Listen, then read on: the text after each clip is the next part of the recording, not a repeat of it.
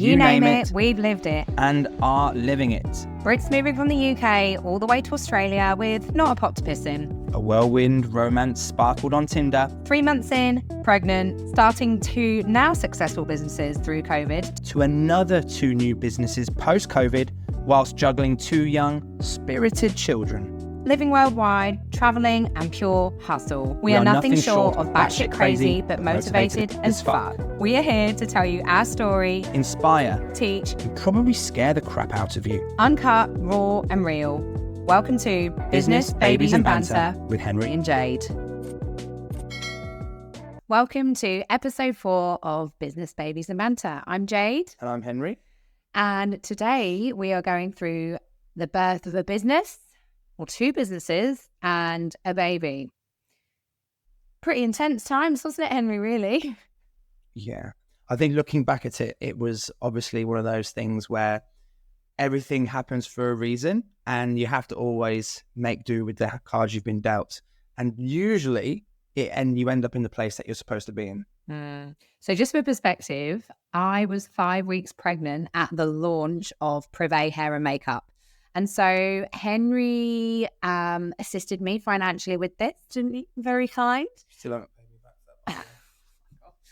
And and everyone was like, have a shot, have a drink. And I was like, yes.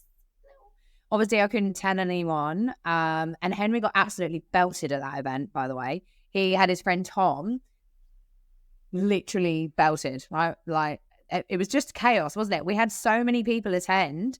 It was more like a nightclub event. Just trying to escape my reality.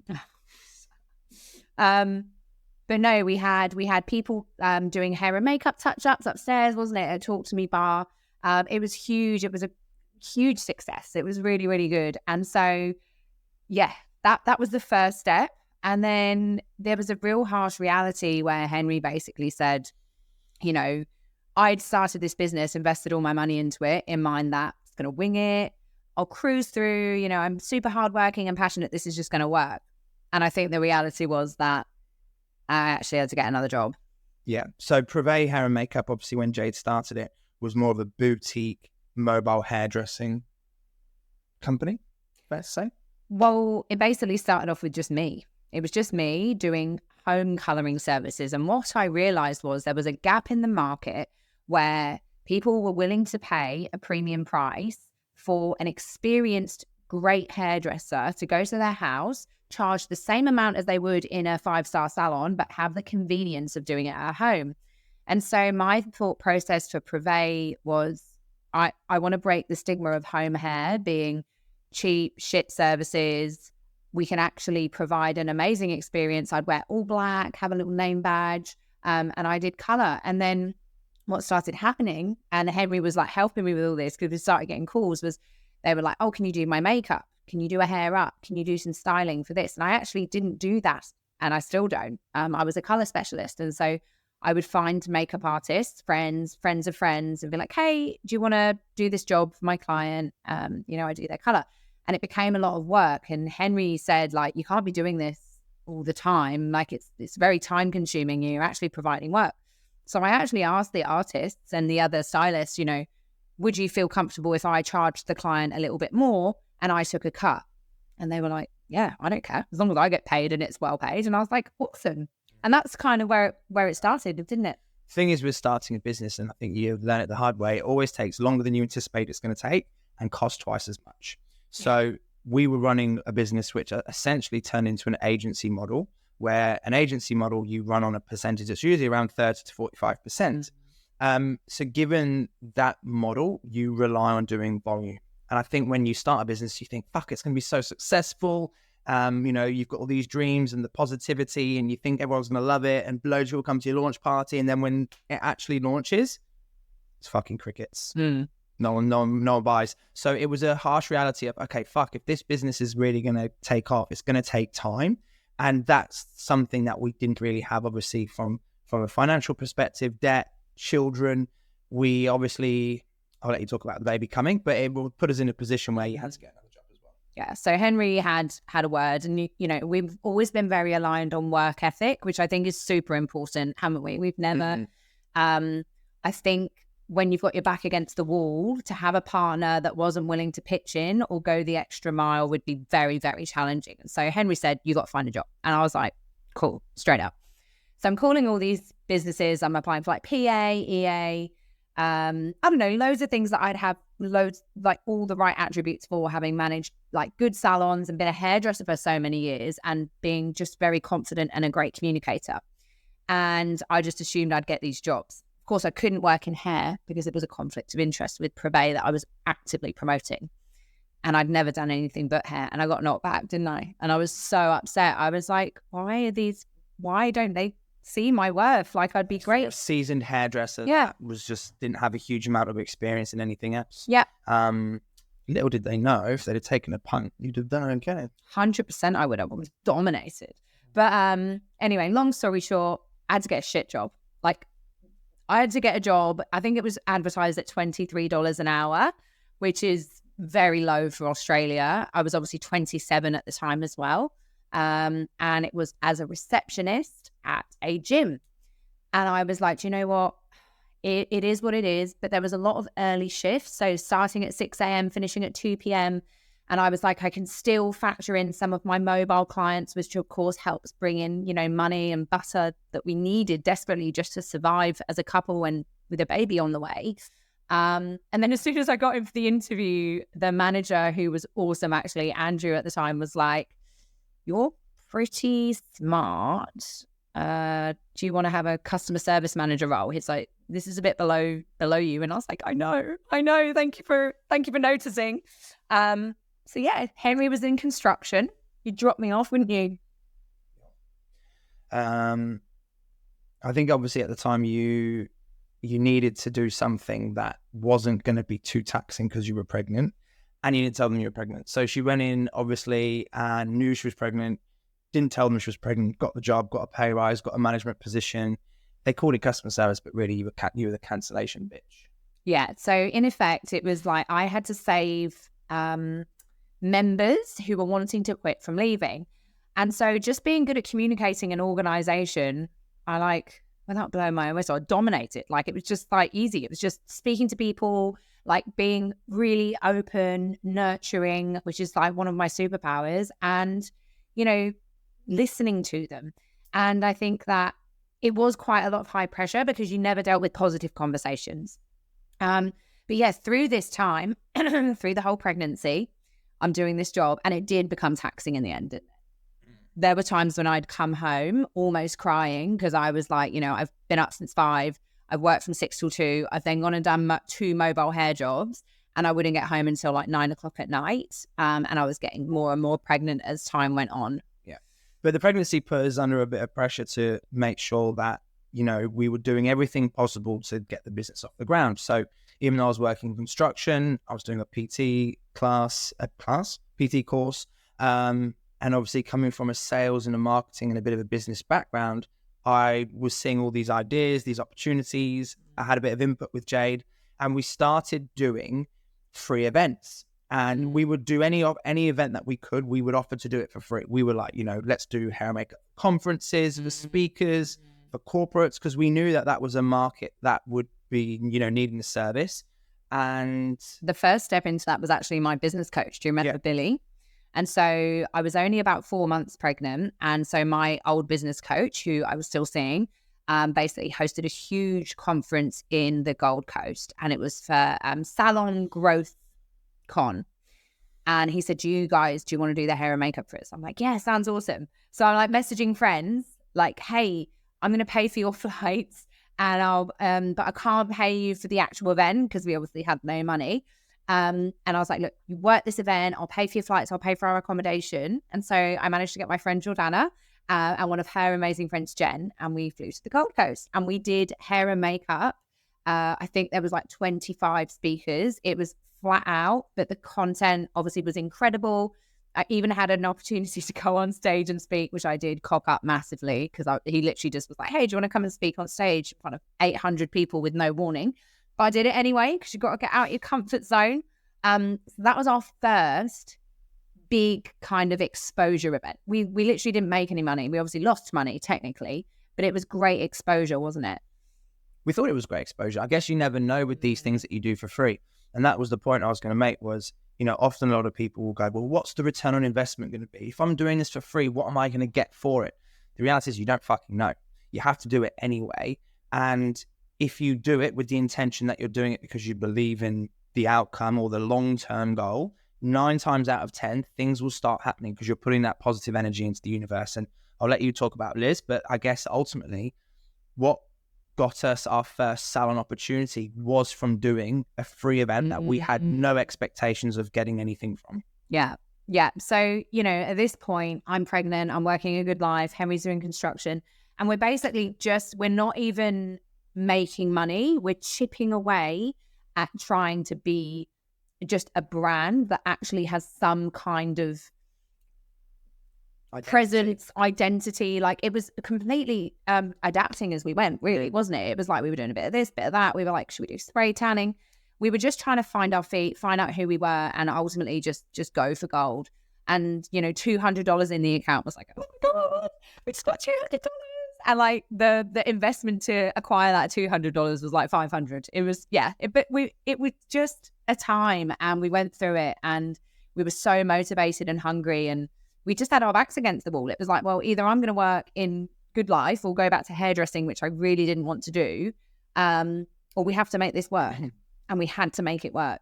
And so, chipping away, doing a few like one-off clients here and there, it was really far and few between. I did have quite a steady personal clientele.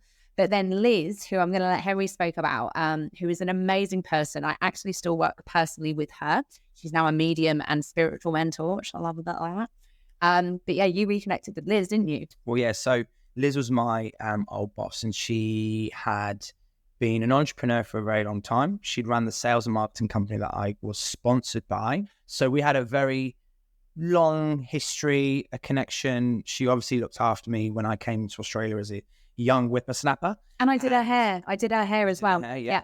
So Liz, we knew who Liz was. She knew us. Obviously, we had the relationship. And I also knew that she was part of some female entrepreneur circles.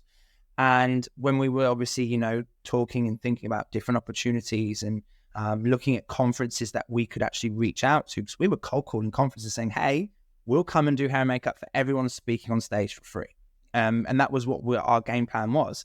And I thought, you know what, fuck it, I'll speak to Liz. She does a League of Extraordinary Women. They've got an event coming up. So I went for a coffee with her and spoke to her about what we're doing. She said, yeah, awesome, we'd love for you guys to come. So she linked us in with the League of Extraordinary Women, which at the time was not a big conference, but it was very boutique. It was pretty big. No, it was very, not in terms of attendees, it wasn't that big, but it was very boutique. They're an established national brand in terms of female entrepreneur groups, circles, etc. And they had some really cool speakers that were speaking and attending the event. So the intention was that we were going to be setting up in the green room. This is what Privé does. We bring our artists, we bring everything, we set up all the makeup and the hair, and we take care of the speakers before they go on stage to make sure they look, feel, and fabulous and confident. Yeah. And so before this specific conference, at the time I was about 8 months pregnant. So I was pretty big. I was beyond exhausted. Like, I was literally working flat out.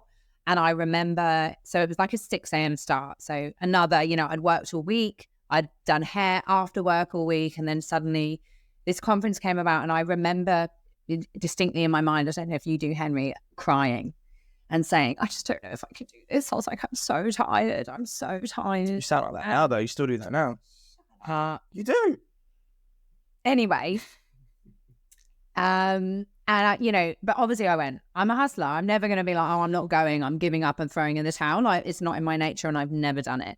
But I pushed through, turned up. Henry was like, you're going to be okay. And I think you were working extra that weekend for double time or something. I dropped you off, though. Yeah, you dropped me off. I bumped in. Anyway, so we're doing this event, we have always been, even in the days when we were total nobodies, when we didn't have any money, when we were doing things for free, the way that we presented and the standards that we upheld, the way that staff dressed, the kind of makeup that the staff used, even though they were like literally random freelancers that we just were like, hey, can you come and do something for us? We paid that day $500 per person. I obviously didn't pay myself. So it was a loss of $1,000, but we were like, we just got to go for it. And that day, one of the attendees who was, presenters, should I say, was a lady called Victoria Fox. And she was the owner of Miss Fox Melbourne, which was voted multiple awards for being best beauty salon, not only in Australia, but the world. And so long story short, we're doing her hair, we're doing everyone's hair, I'm hosting, you know, we're going for it. And she's like, you guys are very professional. I love what you do. I really like the concept of Privé. Would you be interested in potentially doing a collaboration as I have a salon space? So I'm trying to play it cool, right? And I'm like, oh yeah, that sounds great. Maybe I could get your business card inside. I'm like, oh my God. And so, because I'd always wanted a salon. I said to Henry, I'd love a salon. He's like, yeah, good luck with that. You just started a business with no money that still hasn't taken off, and you want to open a salon that's going to cost like 150 grand. We had not a pot to piss in. So Jade texted me. So I called you. I'm on site with a hammer and a nail going, fucking calm down, woman. Chill out. Let's just see what happens. Yeah, and he's like, Jade, don't get too excited. I'm like, I just need to let you know. There's a lady that's attending this that owns like the world's best beauty salon, and she wants us to have a hair salon, and she's already got it set up. And Henry's like, okay, just breathe. He's like, don't act weird. Don't get too excited. I don't need to be disappointed. I'm like, oh my God. Anyway, playing it cool. But actually, this eventuated. So not only before Hugo was even born was Privé hair and makeup, you know, getting established and making money, we actually just off the whim created another business, which originally was called Privé X Miss Fox. So Privé times Miss Fox. And there was do you remember going to find the place? It was like, we couldn't find the location. Yeah. So the way that it was presented to us at the time, obviously, regardless of how it was presented, we were going to say yes, because we had no other options and it was a great opportunity. But it was a collaboration. We were a business inside her business, but we weren't advertised as our own business. We were a concession. We invoiced. So it was a very what's the word I'm looking for? It was a safe option for us because we had no hanging overheads. We paid a percentage of the revenue that came through the door. And of course, we worked in their space. So we had access to their database, their clients, and being partnered with a brand like that for us at the time was a huge opportunity. And, you know, obviously being a hairdresser for many years, it was really my forte. I was like, I know this. This is my jam. Like, I've got this. But like any business, like Henry already said, we assumed the best. We were like, this is going to take off. We're literally going to be positioned in the world's best beauty salon. We're going to be absolutely back-to-back fully booked. We're not even going to need to do anything. We're going to be slammed. And so, yeah, go on. I was going to say my recruitment's sort of my area in the businesses. I'm very good at finding people and building teams. And I was like, we're going to need fucking 4 staff. We're going to need fucking 4 staff for this. This is going to be huge. Like they had 8 staff in their spa. They had, you know, 2 clients, 2 receptionists. We were looking at this place going, fuck, we're going to be so busy. So it wasn't the case. It wasn't. And that's not even talking about the next big thing that came up, which I'm going to leave you waiting for, the C word, he who shall not be named. But yeah, so, you know, I'm going to Good Life and I didn't stop working until 4 weeks before Hugo was born. So during this time, in any spare time I had, not only was I factoring in my mobile hair clients, but I was actually spending time at Miss Fox. And so, you know, they were very, very specific because they were a luxury brand, which also taught us so much on how they wanted things done, how we had to fit in with them, basically. We couldn't just go in and do our thing. It was like, you're an extension of us, you're your own business, but you have to adhere to very strict system, procedure, rules, expectations. And I was like, whatever you want, I'll do it. And I spent a lot of time there. I would literally sit in the salon and just watch how things happen, write notes, assess everything. We also had to scamper some money together. Although we didn't need to fit out the place, we did need to have a product line. And that's when we spoke to the gorgeous Amanda and Simon from Eco Salon Supplies. We did loads of testing. Do you remember the testing? We got models and we would try out different brands because we knew that we wanted it to be organic. Miss Fox were very holistic and organic. It was very aligned with me personally. And during my pregnancy, I went down that rabbit hole of like, what's toxic, what's not. And I was like, wow, everything's toxic. And so OA for us was very aligned, sustainable, incredible results, and ticked every box. So it wasn't just about being organic. It was actually fantastic product too. And then, of course, being the troublesome child that, like, from inception, he decided to come early. He came very early, 3 weeks. And so he was breached. Do you remember? Do you want to tell the story? So at the time, obviously, we had no idea what any of these terms meant. But basically, he was upside down, the wrong way round, and he had his cord wrapped round his neck. But we didn't know the cord at first. True. But ultimately, he was as fucked as a baby could be. So it was a cesarean, and it was an emergency cesarean, because any longer, and he could cut the circulation off from the cord. And well, no, I just couldn't give birth naturally. Yeah. And so, because he was the right size. So, we've got all these plans, like Privé's going. We're like, right, the due date's in November. And in our ideal world, I didn't even bought a car seat. We didn't have a car. We still have a BMW convertible, which I could barely get out of when I was pregnant. And so we're like, perfect. We're going to swap the car. And then what we'll do is we'll build a team. We'll immerse them all into the salon. And then I'll go on maternity leave. It's all going to be dandy. Yeah, all that went to shit. Hugo, the doctor's like, yeah, your baby's coming tomorrow. We're going to get you in. And I'm like, what do you mean? Like, I wanted to have a natural birth. And just all the things. And so luckily, Miss Fox, Victoria, everyone was super supportive because they were very female empowerment based. And so they were like, look, we can pause things. The salon's going to be here waiting. There's no issue from our end. So that was a huge relief. And, Henry's mum was due to come.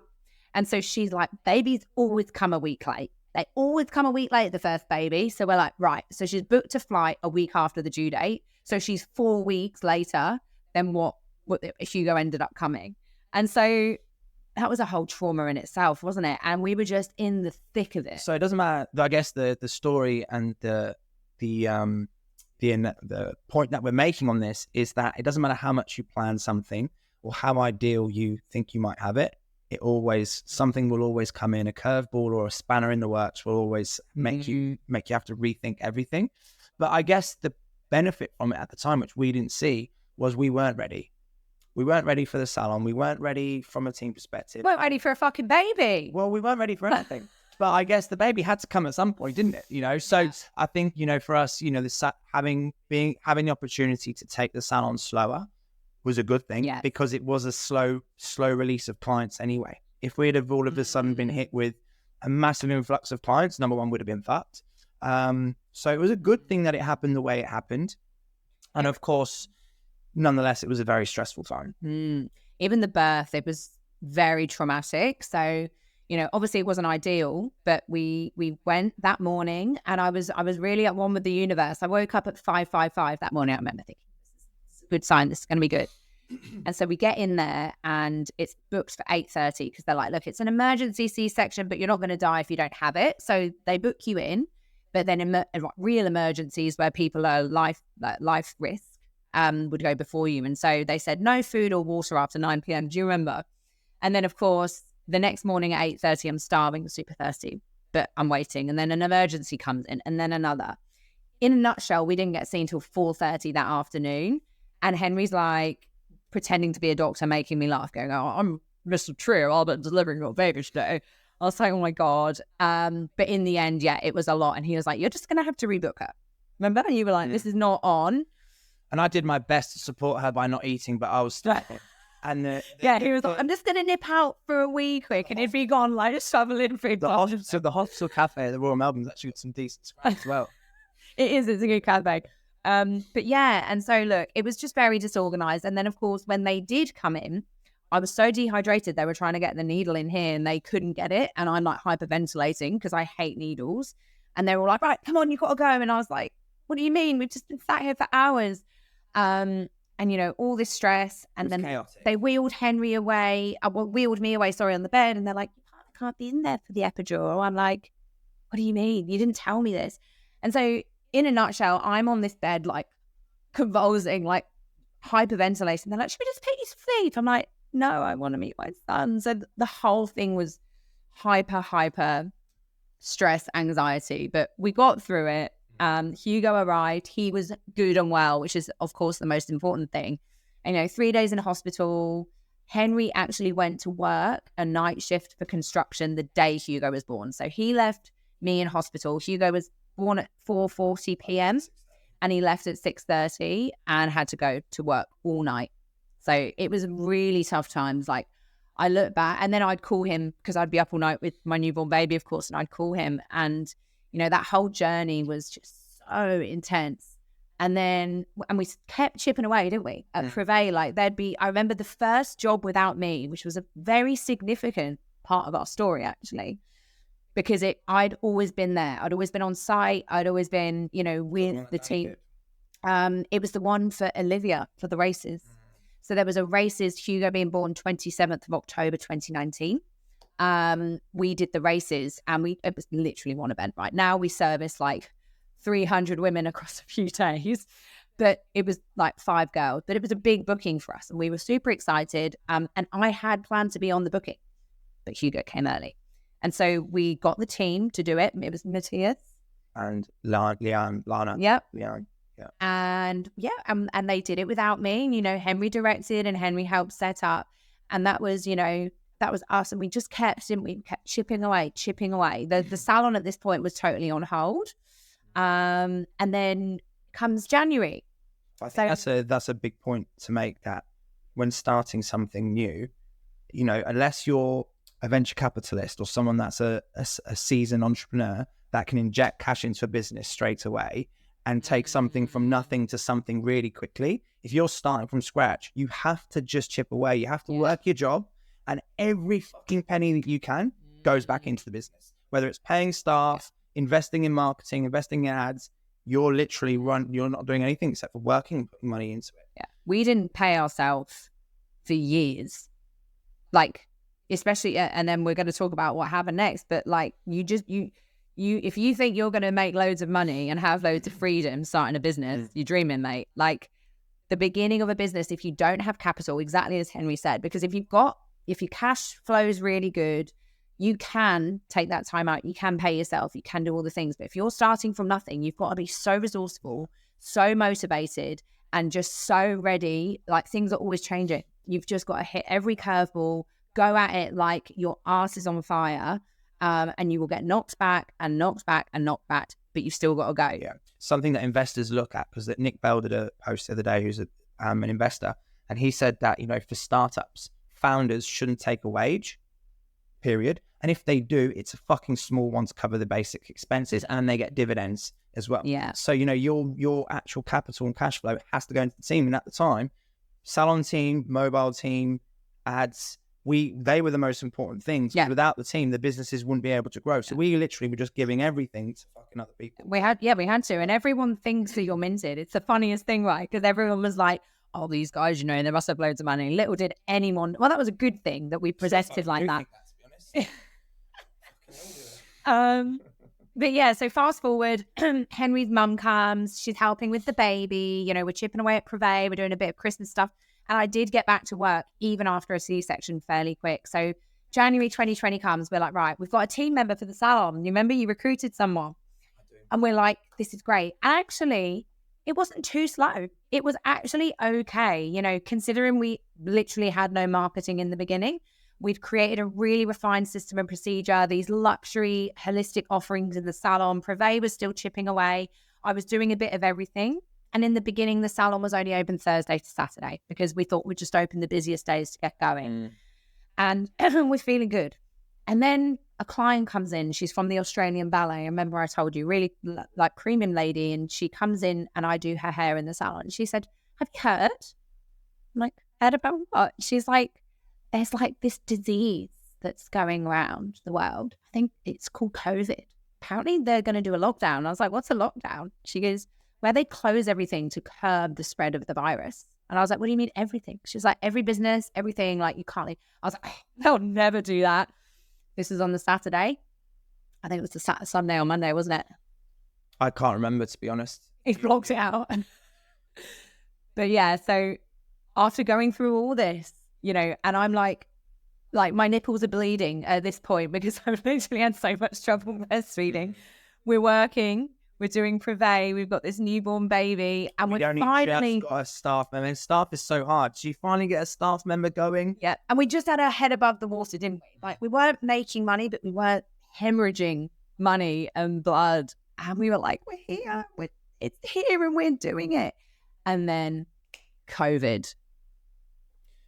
Just, we won't be going into it too much, but the biggest fucking nightmare for us, we were in the city. So the first thing that the stupid government did was lockdown. No, 5K radius. So if you weren't living in the city, you couldn't come to the city. So businesses in the city didn't get any financial relief. They had to open, but no fucker could come to the city because of the lockdowns. And they also did this, to remember, so in the beginning, they stopped beauty straight away. Beauty was like done. You can't open as a beauty salon, but they kept hairdressers open for like 1 or 2 months. And so Miss Fox couldn't operate. We could, but the advice was don't leave your house unless you have to. So there was like 3 reasons: food, essentials, or like something. But they kept hair salons open and we weren't getting any funding or money. So we were going into salon with our only staff member, me and her, and I was just trying to motivate her. And we're like, let's do content, let's do a shampoo video, let's do this. Actually, I was pulling stuff out my ass because I was like, we're paying someone, we've got no clients because everyone's been told to not come in, but we're still open.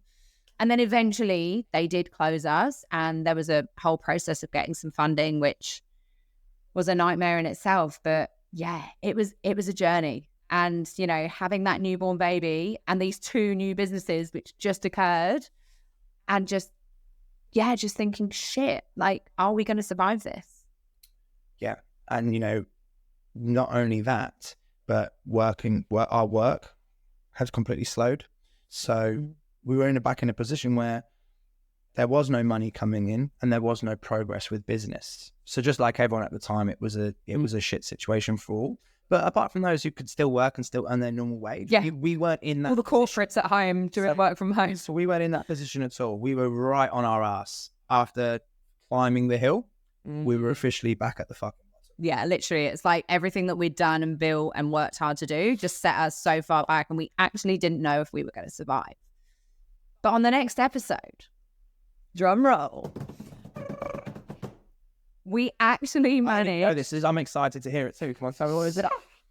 We actually managed to leverage COVID, not so much for the salon, but for the mobile business, to quantum leap our growth and success. So stay tuned for episode 5 to hear about how we pulled ourselves out of the shit, which we always managed to do, and actually managed to leverage the C word for the greater good. Henry used his brain. Thanks, guys. See you next time. Thanks for listening. And hopefully laughing. Be sure to leave us a review. And if you're into the madness, check out the links below to follow our day-to-day journey. Stay tuned for the next episode.